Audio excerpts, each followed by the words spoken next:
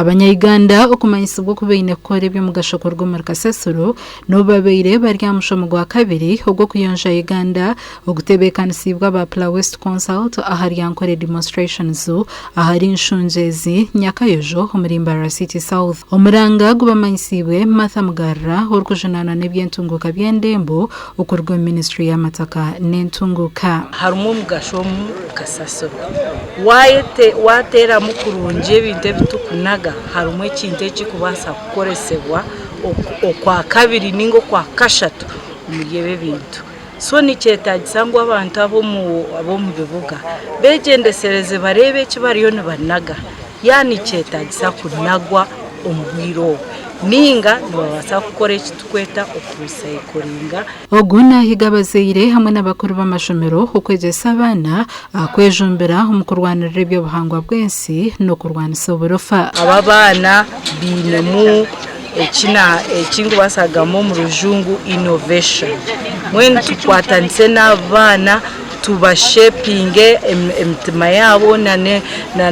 n'okucengwa kwabo babase kugumana nibongeserezaho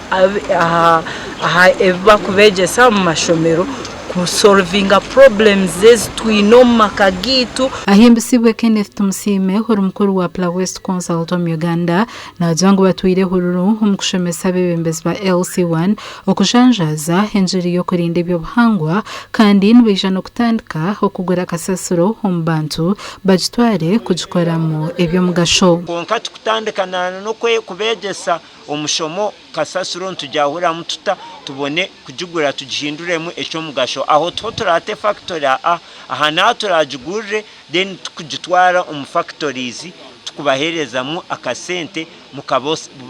kwabona ukwebisa kandi tugamba kasasiro na kasasiro eyo muyaga nayo ntuza kugikoraho omwika ababayokize ogomwoyo gogurumu twine program yo kuhereza emiti eyebijuma. Francis Basime chairman LC1 wa Kiswahili na Jirangu nweja kujanjaza enjiri yo kurinda eby'obuhangwa hamwe na kasasiro weni twenkabebembezi ekitwaza kugenda twebembeize nokorangwa abantu bita benyima twabegesa okubasa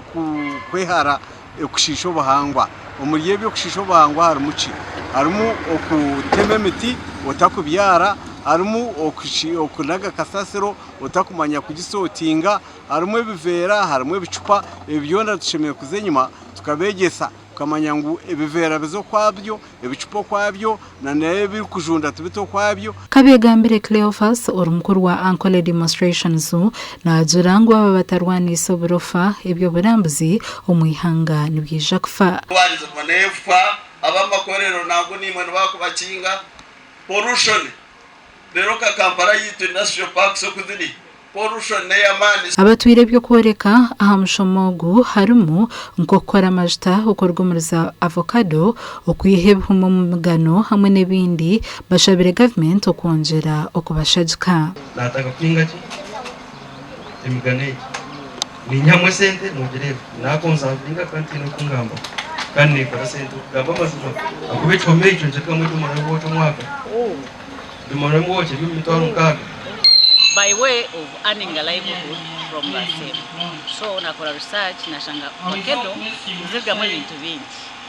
tukoramo ibintu bingi tukamuramo to extracting oil,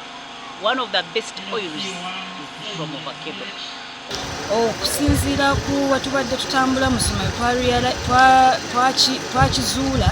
nti abantu badampinga kasasiro jatayina kugenda abamu bamusula mu riveries abamusula mu makubo gasha kwa Fred Toriachara Kabangu.